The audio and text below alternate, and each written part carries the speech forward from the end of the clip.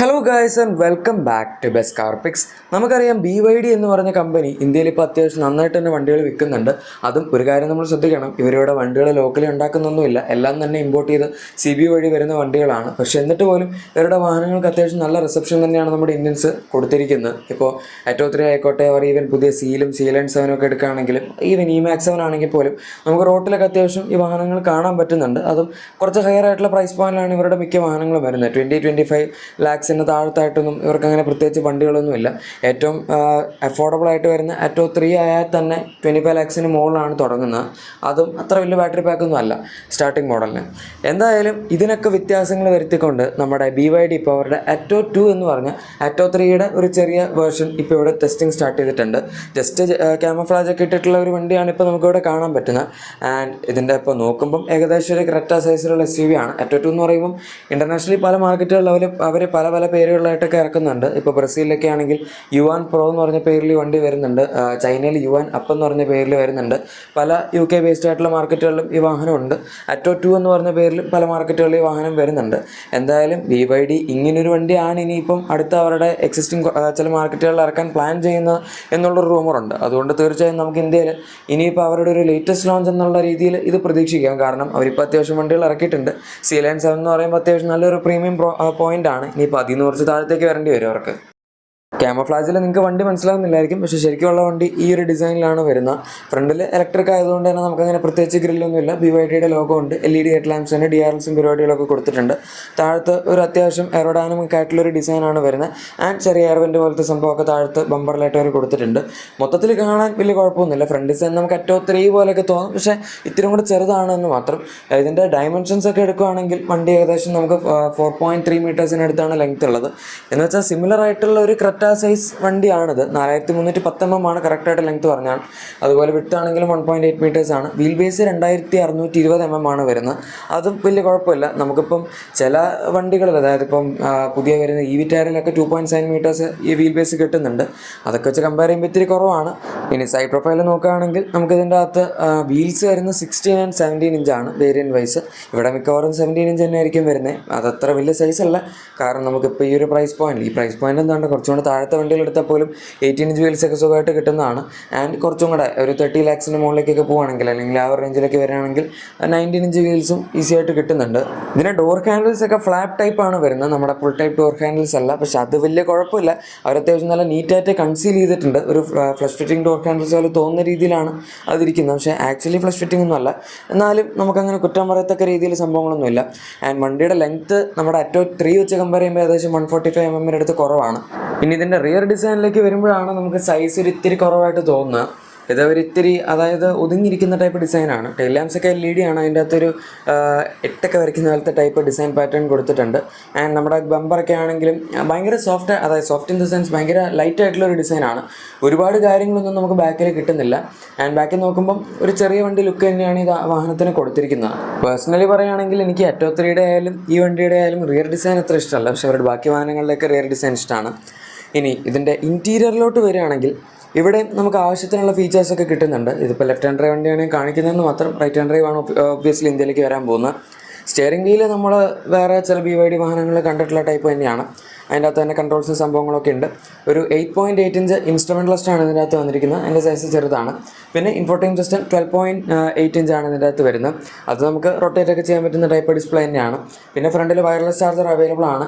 ചില മാർക്കറ്റ്സിൽ heated seats ആണ് വരുന്നത്, ചില മാർക്കറ്റ്സിൽ വെന്റിലേറ്റഡ് സീറ്റ്സ് ആണ് വരുന്നത്. ഇവിടെ അവർ വെന്റിലേറ്റഡ് സീറ്റ്സ് ഉള്ള മോഡൽ കൊണ്ടുവരുന്നത് മാത്രമാണ് ഉചിതം. അല്ലാതെ ഇപ്പോൾ ഇവിടെ നമുക്ക് ഹീറ്റഡ് സീറ്റ്സ് കിട്ടിയിട്ടും ചെയ്യാനില്ല.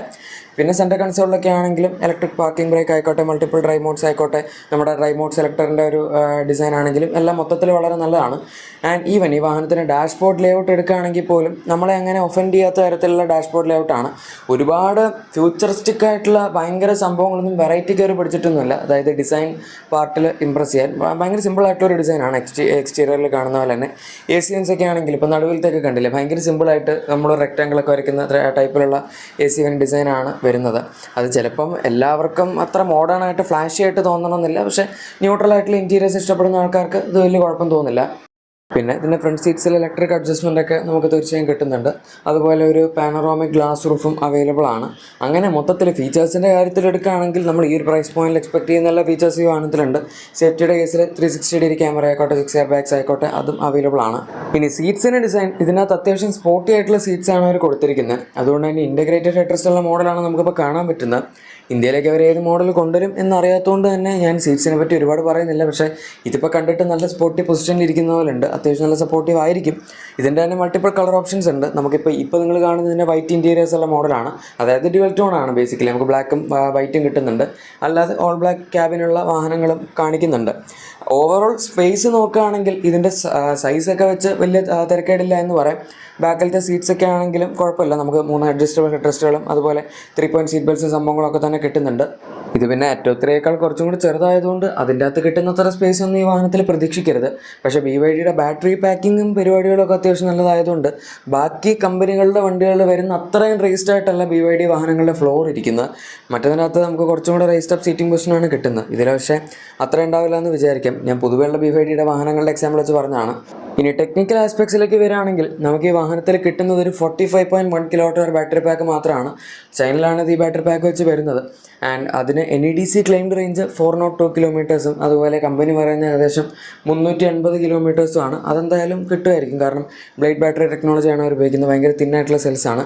ആൻഡ് അതുകൊണ്ട് തന്നെ അതിൻ്റെ എനർജി ഡെൻസിറ്റി കൂടുതലാണെന്നാണ് കമ്പനി ക്ലെയിം ചെയ്യുന്നത്. നമുക്കറിയാം BYD ക്ലെയിം ചെയ്യുന്ന റേഞ്ചൊക്കെ മിക്കവാറും ഒക്കെ എല്ലാ ആൾക്കാർക്കും തന്നെ കിട്ടാറുണ്ട്. 380 കിലോമീറ്റേഴ്സ് എന്ന് പറയുന്നതും അത്ര മോശം റേഞ്ചൊന്നുമല്ല. പക്ഷേ നമുക്ക് ഈ വണ്ടി വരാൻ പോകുന്ന പ്രൈസ് പോയിന്റ് എന്താണെന്ന് അറിയാത്തതുകൊണ്ട് ഇതിപ്പോൾ വരികയാണെങ്കിലും ഇമ്പോർട്ട് ചെയ്ത് തന്നെയായിരിക്കും വരുന്നത്. പുറത്തിപ്പോൾ ഏകദേശം ഒരു 10-12 ലക്ഷം രൂപയൊക്കെ വില വരുന്ന ഈ വാഹനമാണെങ്കിൽ ഇന്ത്യയിൽ വരുമ്പോഴേക്കും നമുക്ക് ഏകദേശം അത് 20 ലക്ഷം രൂപയുടെ അടുത്തൊക്കെ ആയിട്ട് മാറും. ഇപ്പോൾ 20 ലക്ഷം രൂപ എക്സ്ഷോറൂമിൽ ഇറക്കിയാൽ പോലും 22-23 ഒക്കെ ഓൺ റോഡ് ആവും. ആൻഡ് ടോപ്പ് എൻഡ് ഇപ്പോൾ ഒരു 27 വരെയൊക്കെ പോയാൽ തന്നെ ആ പ്രൈസ് വെച്ച് സംബന്ധിച്ച് നോക്കുമ്പോൾ കുറച്ച് ഫീച്ചേഴ്സ് കുറവായിട്ടൊക്കെ ചിലപ്പോൾ തോന്നിയേക്കാം. കാരണം നമുക്ക് ഹാരിയർ EV ഒക്കെ ഏകദേശം ആ പ്രൈസിലാണ് കിട്ടുന്നത്. ഈവൻ സൈസൊക്കെ ആണെങ്കിൽ പോലും കറക്റ്റ് 28 lakhs വരുന്നുണ്ട്. അത് വേറെ കാര്യം. അതിനിപ്പോൾ അവർക്ക് ഉണ്ടായി എന്തെങ്കിലും പുതിയൊരു പ്ലാൻ ചെയ്യേണ്ടി വരും. പക്ഷെ എന്തൊക്കെയായാലും നല്ലൊരു റിലയബിൾ ആയിട്ടുള്ള വണ്ടി വേണം എന്നുള്ള ആൾക്കാർക്ക് വളരെ നല്ല ചോയ്സാണത്. കാരണം BYD വണ്ടികൾ എടുക്കുന്ന ആരും ഒരിക്കലും അങ്ങനെ പ്രത്യേകിച്ച് കുറ്റങ്ങളൊന്നും പറയാറില്ല. പ്രത്യേകിച്ച് വണ്ടി ബ്രേക്ക് ഡൗൺ ആവുമോ അല്ലെങ്കിൽ വഴിക്ക് വെച്ച് നിന്ന് പോവുക അല്ലെങ്കിൽ അങ്ങനത്തെ എന്തെങ്കിലുമൊക്കെ ഇപ്പം ടെക്നിക്കൽ ഗ്ലിച്ചസ് ആയിക്കോട്ടെ, അങ്ങനത്തെ ഒരു കാര്യങ്ങളും പൊതുവേ ആരും പറയാറില്ല. അതുകൊണ്ട് തന്നെ നമുക്ക് സേഫായിട്ട് വാങ്ങാൻ പറ്റിയ ഓപ്ഷൻസ് ആണ്.